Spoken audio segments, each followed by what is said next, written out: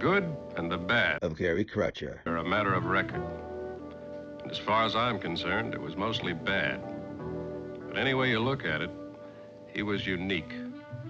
The last of a rare breed who crawled out of a bathtub full of gin, grabbed a submachine gun, and...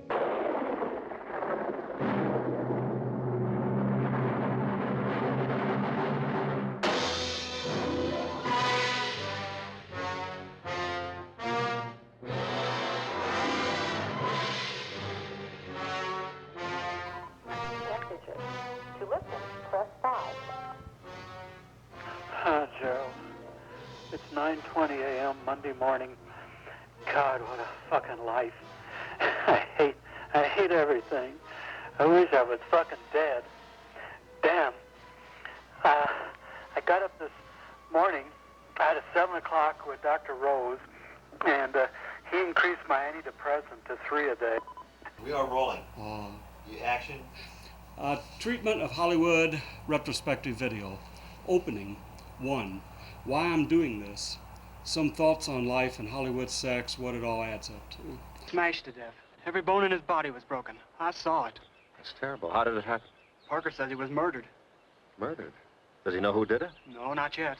He says everybody in town is under suspicion. He's over there. He wants to see you. He knows about the trouble you had with Banks. Yeah, well, I guess I better have a talk with him then. See you later, Ann. Come on, Charlie, we better go. 2. Brief back life. Arthritis, age 9, dancing.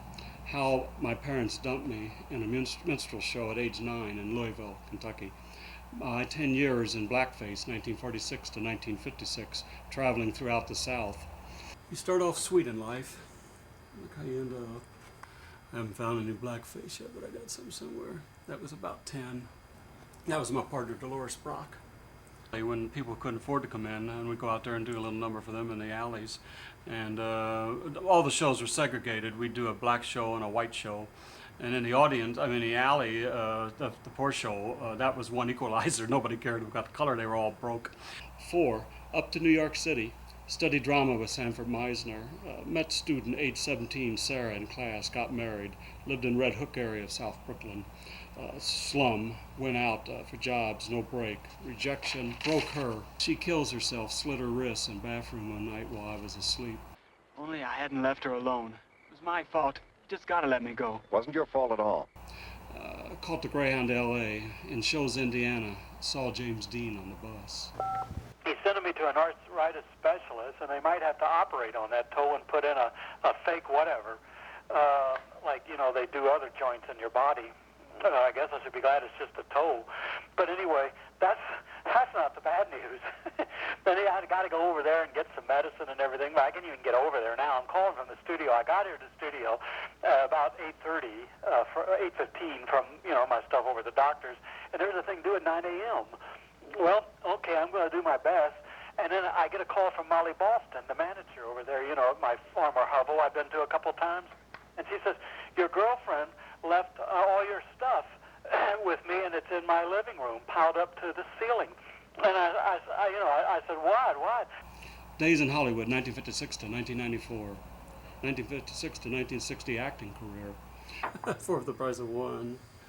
Damn. Can you describe the looks that you were going for there? Well, good job looks. Yeah, you know, somewhere another one there, you know. And the quick as they'd give them to the casting directors, they'd throw them in a trash can. I went on a job at ABC one time, and she said, "Oh, would you push those over behind the door for me, please?" It was a trash can this tall, full of nothing but 8x10s of actors, and for the janitor to pick up. And afterwards, she said, "Oh, the casting director, I guess I shouldn't have asked you to do that, since I was just handing her an 8x10 myself." Early 1960s. First met members of L.A. Mob at Gaiety's Deli on Sunset Boulevard. Mickey Cohen, Johnny Pop, Nick the Greek. Did runs for them for extra money. 1961 to 1967. Days with powerful gay in-crowd. Henry Wilson, known then as King of the Queens. And my contact with his stable of gay stars. How old's that? I'd say about 21, too. During the gay crowd. Chad Everett, Troy Donahue, Tab Hunter, Roy Calhoun, Guy Madison, and so on. And my brief affair with Rock Hudson in 1963. when I experimented with homosexuality. 9.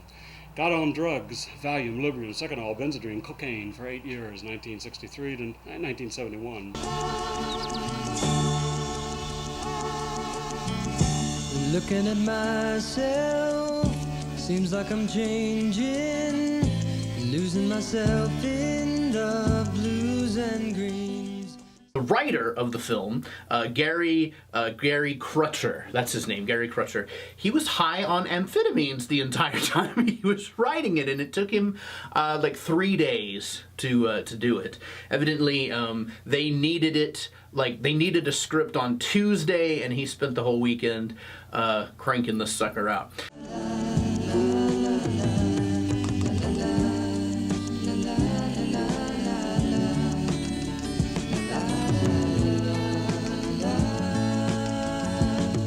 I said, well, I have a double hernia. I can't pick all that up. She says, well, my son's here, and he has a dolly, and he can carry it all out and load it up in your car if he can get it all in there. Well, I raced over there, turned in the script, and if your answering thing cuts off, I'll continue this. So I raced over there. I gave him back the script, Kevin, and it was real nice. And I raced. He said, take a sick day off. Well, I don't feel that good anyway. I raced over there, and the son loaded it all up for me in the car and did a pretty good job now. But you know, it's just loaded up. All I have is a driver's seat. Breakdown, April 1970. Quit exec job at CBS Cinema Center. Films and drove off into Mexico for 6 weeks. Blew 18,500 cash somewhere in Mexico. Drove a whore from Punta Penasco across Mexico to Monterrey to see her parents. Man, that was a trip. Shot the production manager Wonder Woman. Knifed a lawyer over an argument concerning a legal suit at the studio. And began first series of contracts for mob hits. That was interesting. Don't run into the guns.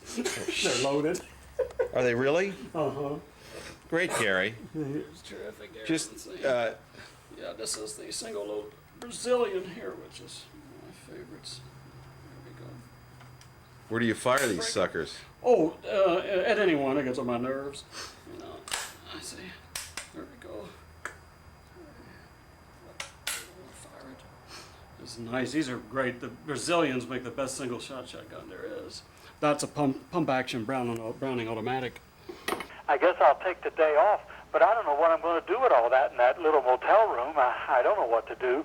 I know we talked about storing it at your house. Well, gosh, I don't know what to do, Gerald. I'm just going to pieces completely here. You're the only person I can call and tell all this to. Well, I don't know what to do. I guess I'll go back to the motel, although the maid service and everything, there won't be anything I can do. I don't know what to do. God, I ought to just kill myself.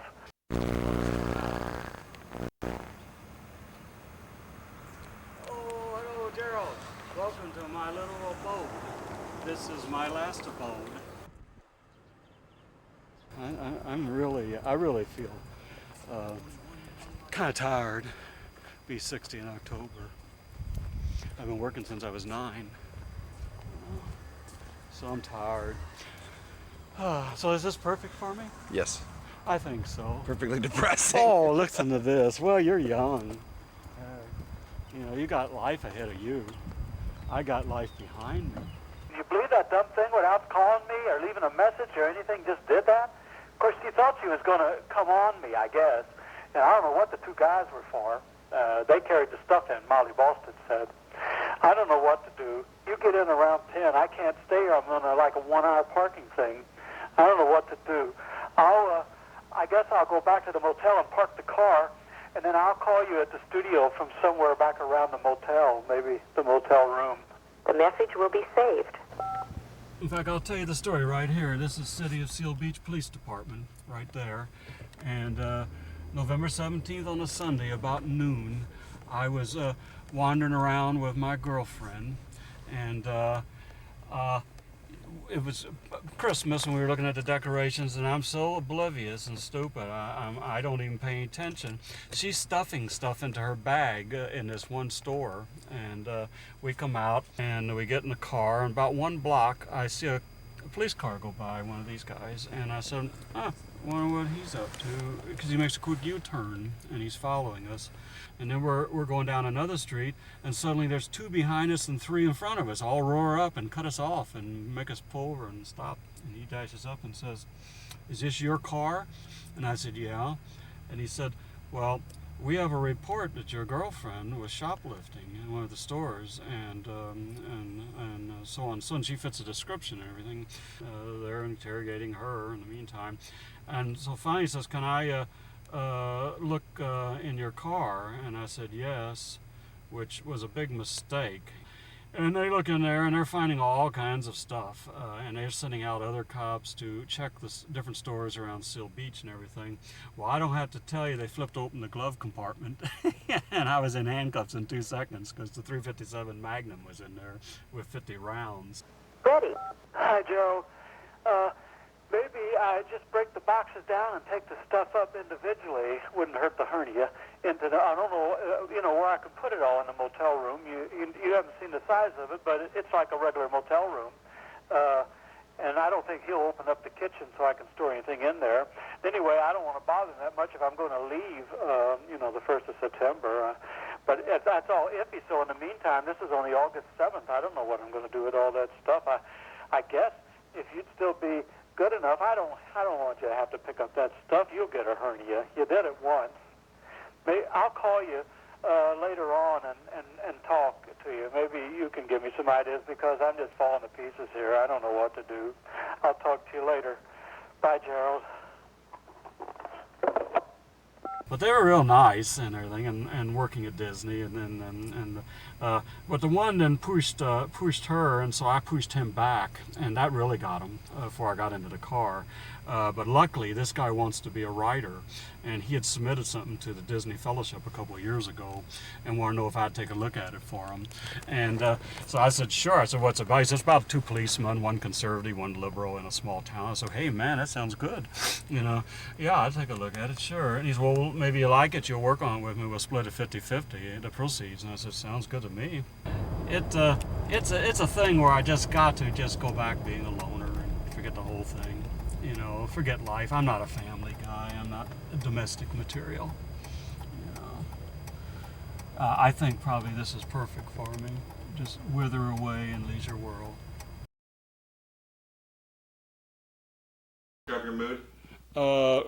Relaxed, lethargic, and pensive and pondering. And that's perfect for this. It's good for this when it comes to cemeteries and death. So where am I turning? Oh, right up here. Where it says enter. Maybe back here's the elusive Gish sisters. Dorothy and what's her name?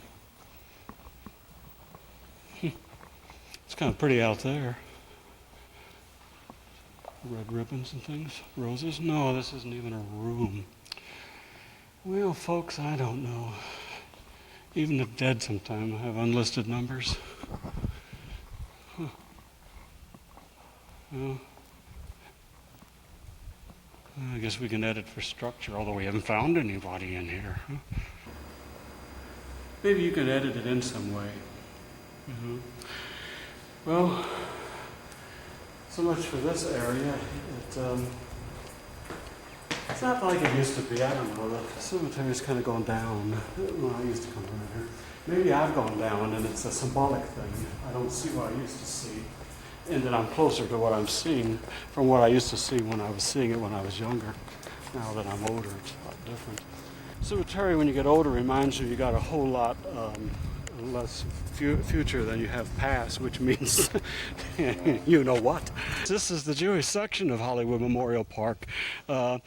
Traditional at that time to segregate people even in death, which is kind of the ultimate act of hypocrisy, I think. You pan over there and you can see all the guys that couldn't be buried over there with the other guys, and not that they probably wanted to, but it's just, I think, an interesting commentary on society at that time, and probably still generally. People are clannish from birth to death, and who they are and what they are and who they don't want around them and who they want around them and all that silly stuff. And here's the true equalizer, boy. Making a difference what you were. Everybody's going to end up here like this, dead. But they're still segregated. They're still segregated, yeah, that's a fact. Hi, Gerald. I just got a call from security, and Eileen had left an envelope. I thought, well, it's just, junk mail that slipped through, and that's what it was, but there was a little card, and I thought, well, she's written a letter, and I opened it up, and it just says, thank you, and sending more when it comes in, and there's a $50 bill and 3 100s cash. Can you believe that? Now, I don't know what to do about that, because if I accept it, it's like being obligated. So I guess I have to go to all the trouble of sending it back to her. I'd already fixed up a birthday card with a little check in it and with a big kiss off, and so I wonder when she'll ever stop. Sorry to keep bothering with all this, the continuing soap opera of General Crutchspittle. I'll talk to you later. Thanks, Gerald. Bye. I really was, like two conflicting cultures and none at the same time, that kind of deal. There's no shortage of those people around, believe me. But nationalistically, I always felt for the Jews, And then also, they've always been nicer to me than anyone else. Good grief. I've made a living in Hollywood because of kind Jewish people. So, when you're half and half, you get to choose. So I choose to be a Jew, and that's that. Imagine literally being buried here in the shadows of Paramount Studios. I guess a lot of the live actors could say that too. They've been buried in the shadows of Paramount Studios, but here actually these people have. I mean, hi, Gerald. It's 5 minutes to 8 on Monday morning. It just keeps getting worse. Last night, remember I said I felt a couple of tugs Monday? I didn't hardly do anything with those boxes, but I felt a couple of tugs, and I felt that's all it was. And it's been hurting off and on all week, the right side of the groin. And yesterday morning, it popped. I felt the thing there again, like before, only on the right side this time. But that's where it was the bad side last time. I think I popped that damn fucking hernia again. And I can't tell you the pain I went through last time. It nearly killed me. For 3 weeks I was immobile. And now I threw away Eileen, although I think I'd rather be dead than back in her clutches. But she did see me through it. There's nobody now that could do that for me. I don't know what I'm going to do.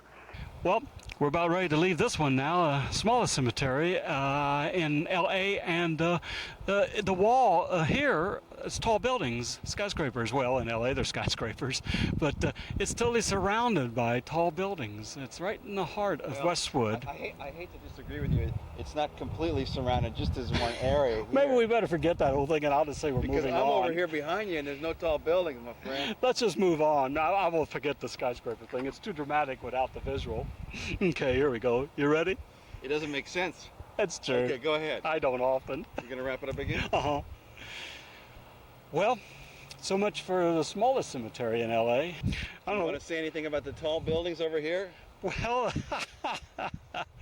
I don't know. There's a lot of tall buildings around this cemetery, but they don't really form a wall like you have at the studio Paramount, the way it goes around it. Wow. Well, shows you when the mind begins to fade, it goes, and I'll soon have my spot, and Gerald can come out with the camera again and do a sequel and forget where I am. And I think that'll be touching. That'll be nice. Kind of, off the top of your head to say you OD'd on eye drops, nobody will believe you. 12, 2, 4, and then I was over to studio 6 and 8. 3 or 4 drops every time, and boom, suddenly it was like somebody hit me in the head with a sledgehammer. I'm sitting in a office working on it. Didn't look familiar, and this Latina gal walks in with a baby in her arms, and she said, "You won't remember me, but we had sex one night a few years ago." And I said, "Well, wow, is that our baby?" And she said, "No, it's a midget." And I said, "We had a midget?" And she said, "We didn't have anything. This is a midget hitman. He's here to kill you for leaving Eileen." And then he pulls a gun out of his diaper and blows me away. An explosion right in my face, and I wake up. So I dash in, I have some more eye drops, because I figure, well, it's a good time, relax the eyes. I come back and I fall asleep again there on the couch. And I'm in a delivery room. Britney Spears is being delivered as a baby. And doctor said, she's no virgin, and I thought, wow, she's been lying all this time. She wasn't even born a virgin. And so doctor, I hear, has an affair with her 3 months later, and then she leaves him when she's 3 months old, and he hangs himself with his stethoscope. He's so heartbroken. And I woke up, ooh, man, I go in and have some more eye drops. And this is like, now it's 4 in the morning. And I crawl back in the couch here again. And there I am. I'm in this park playing chess with a pillhead, a real druggy out guy. And the pieces, the chess pieces are different bottles of pills, different sized bottles of pills, all named for the chess pieces, like pill pawns and that kind of stuff. And every time we make a move, we pop a pill from that particular bottle. And of course, after we played a while, we're pretty psyched out. And but before he can pill check me, I wake up, and I go and have some more eye drops. And by then, I can't get my eyes shut, hardly. So I call and I tell her I can't come to work, and she said, well, call the doctor. And that's when he told me, and this was after 10 a.m., he said, don't take any more of that stuff, come in and see me. And so I did, and he said, the infection's gone, of course they were snow white, I guess, with all that stuff in her. He said I had taken 27 doses for 7. They must all take vacations, doctors, in August, because the hernia guy's on vacation. And, I got nobody to go to or nothing. I'm seeing the fucking foot doctor tomorrow. What do I care about my fucking foot? That's inconsequential at this point. I'll go see him and tell him that the foot's on the back burner till I find out about the hernia. This is emergency, and maybe he better squeeze me in there Monday. And I don't know what I'm going to do about work and Liz Brown and all that crap. I know I'm taking early retirement. I don't know I even have a place to stay. I'm in a fucking motel. How could I recover in a motel? And Mrs. Boston's out of town. She went to a damn family reunion. I'm Death Valley. I'm dying here all alone. Come on, Tim. You're taking life much too seriously. But God put every living creature on this earth be of some service to every other living creature. The next thing you'll be telling me is that all animals are created equal, and that we should treat a rattlesnake as thy neighbor.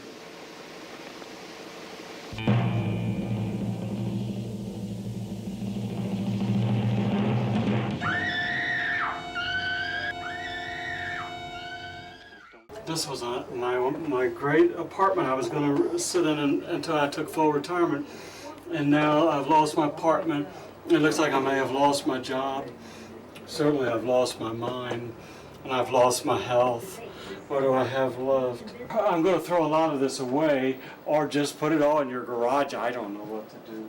All my nice things I enjoy looking at, my past and everything.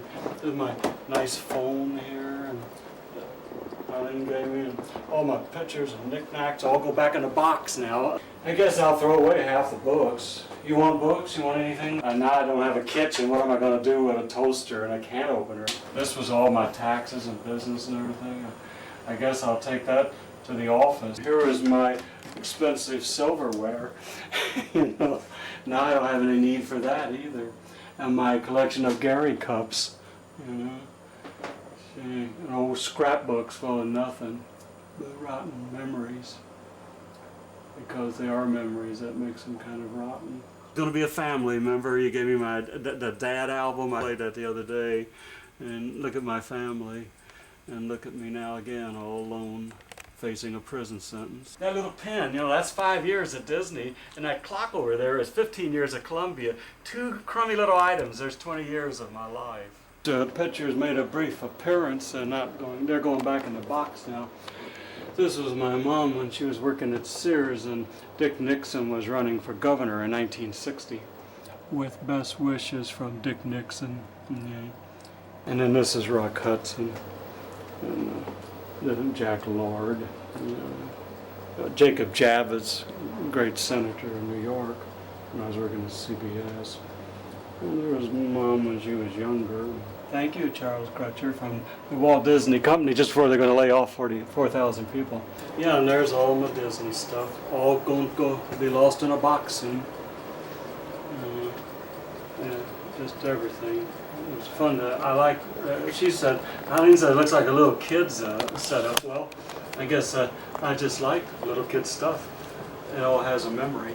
18 lousy more months at the studio and then I can get full retirement. If they don't give me full retirement before then, maybe that would be a blessing if they would. I don't know what would be a blessing anymore. What's bad and what's good, it's hee-haw. That's a good news, no, that's a bad news. That's a bad news, no, that's a good news. I don't know what's going on. I don't know. I'm too confused even to kill myself. You really have a point that you're hitting for in suicide. I've even lost that. Going to an old flea-bitten motel with my IKEA chair. 64 years. And that's what it adds up to. You put my chair together. Maybe you'll help me get my chair into the motel. I don't know, the older you get, the less you find out you know about anything. And that you've just been fooling yourself all your life. And the realization is a big downer. That's about it. They have to put me in a place where they can take care of me if I don't have anybody, because they just can't throw me out on the street like they did last time in that kind of pain. They've got to let me stay in a hospital to recover or put me someplace. What the hell do I have the insurance for? You know, a quickie operation, slam bang, goodbye, ma'am. It's pitiful. So I can't go out this week on our dinner and everything. I'm just too hysterical, too fragile. I've never been at the end of my rope like this in my life, and I guess at this age that's what happens. But call me later and I'll talk. We'll talk.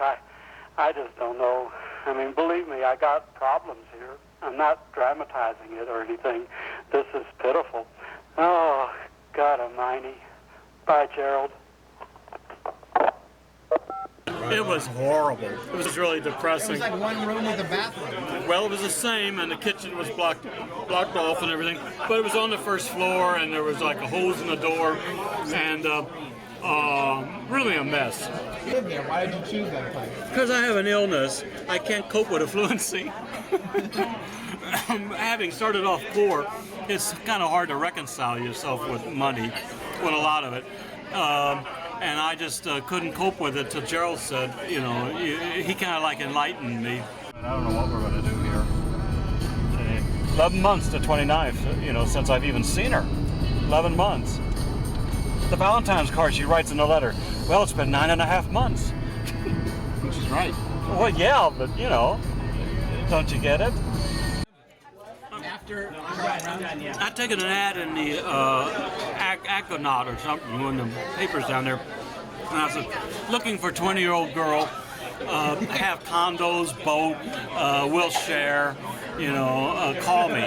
So she calls. I'm up there in Carpinteria with her, and we get a ticket in Santa Barbara because she rides right up on top of a cop's car and blinks the lights on and off. And he comes around and he checks their license, and it's going to be up at midnight. So we're an hour and a half away from her she's going to be 40. And I look at this, 1954. Well, she said, yeah, that would make me 40, wouldn't it? And I said, yeah, it looks like it. She said, what do you think of 40-year-old women? I said, well, in the ad, I said 20 to 40. You okay to midnight? You know? So she said, well, gosh, you know, I didn't think I could do it in a dirty motel. I said, well, you can do it anywhere. You know, doesn't make any difference. This was the Reef Motel. Oh, on PCH? Well, it's close to PCH. It's in Carpinteria. A long-term thing was always frightening to me. Well, you had a woman to take care of you. I did, you know, she was taking care of me all right. Someone like level-headed to take care of you. No, I don't know. Anyone who was going to take care of me wouldn't be level-headed. You know, why is that? Because I'm nuts. And she'd have to be too. I just always was a butterfly. I never had an affair that lasted longer than 3 months, 6 months, 2 years, and this last one, because of her, was 6 years. On again, off again. That was all my glory, Jill Rosenthal. 30 years younger than a nice little girl. Boy, did we have some good times. Yes, we did. Oh, look at that. See, Barbara Lippman. Hi, Barbara. See. Lynette. There's Lynette. Oh, isn't that sweet? Look at that. June Malone. Oh, these Who's are that? some of the guys I was engaged to, you know. Me and Tisha Sterling. We were discussing nervous breakdowns. She'd already had 3. I was on the verge of my first one. Miggs Levy. Probably can't see that one. We were basically brown then. Oh, look at that. Phyllis Reynolds. Another gal I was engaged to. Oh, there's Rita Murray and her little girl, the one I was engaged to at the same time as I was engaged to Barbara Oppenstein.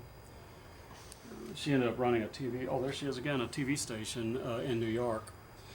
I took her father for quite a bit of money on House of Zodiac. Oh, and there's Phyllis again, look at that hair. She's holding out a flower to A you. bouffant, yeah, she wants me to blow her dandelion.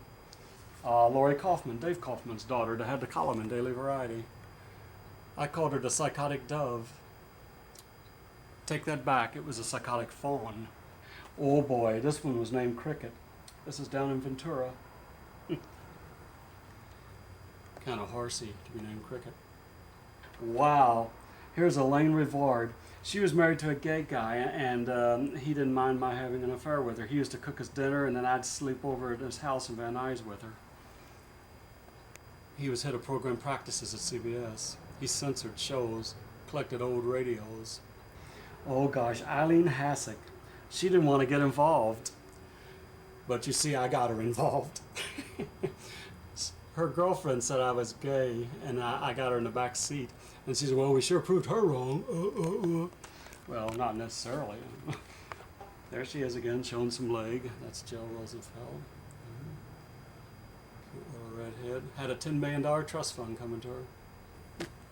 Oh, there I am with my little beard, and Susan Strasberg and Tisha Sterling. That was the name of the game is Kill. And Diana Mount. Now, she was a great gal. Only got her once.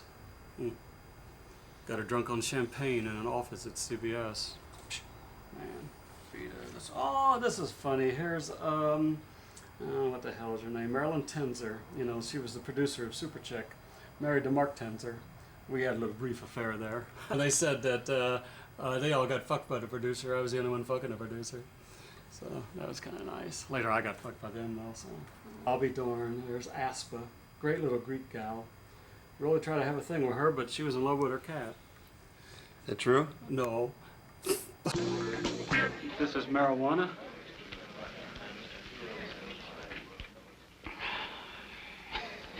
This is marijuana.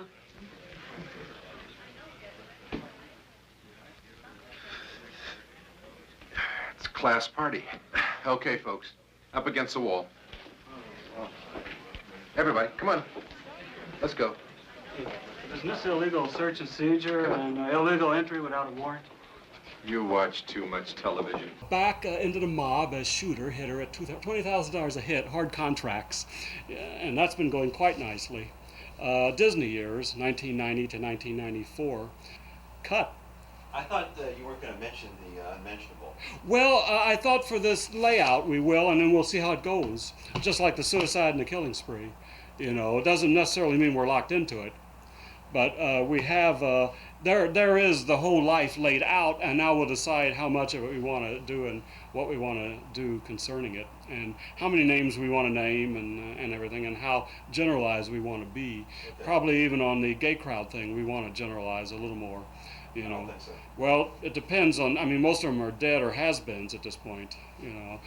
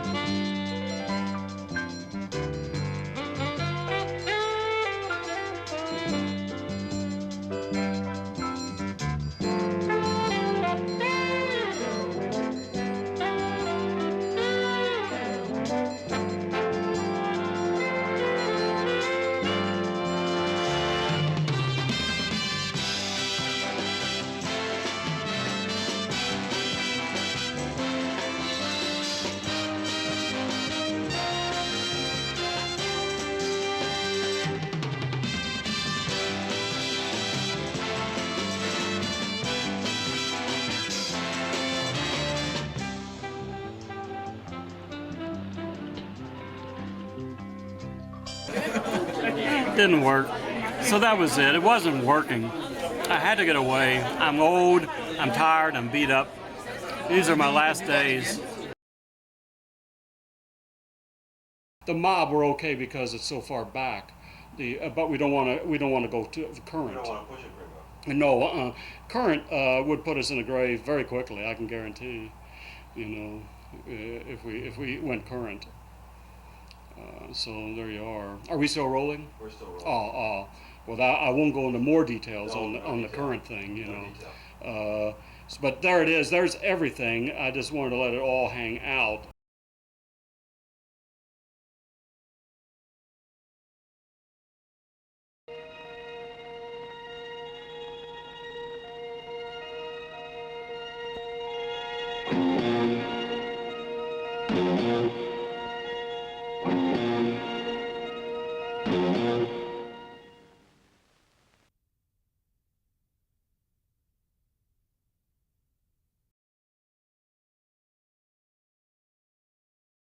She's 29, will be 30 in November.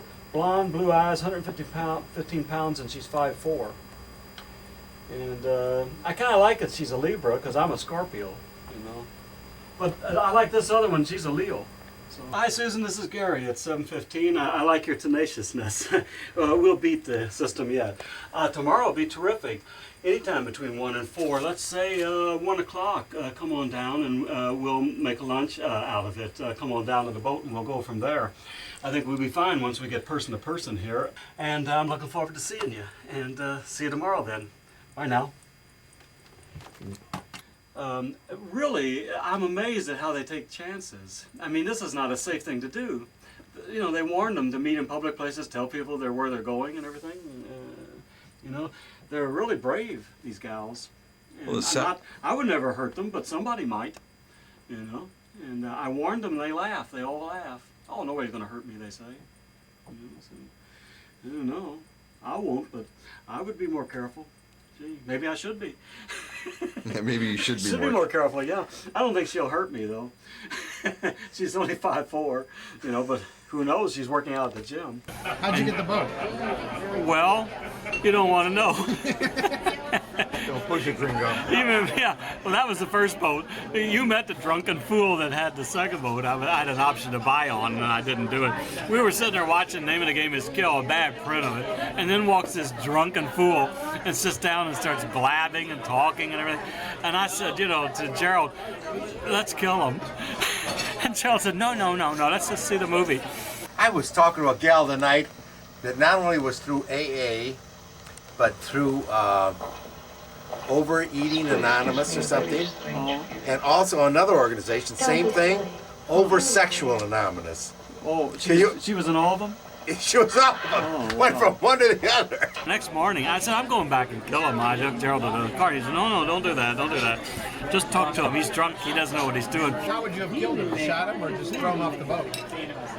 Who knows? You don't think about things like that in advance. You know? That's called premeditated, and it's not psychotic. Yeah. You know, spur of the moment are the best kind of killings.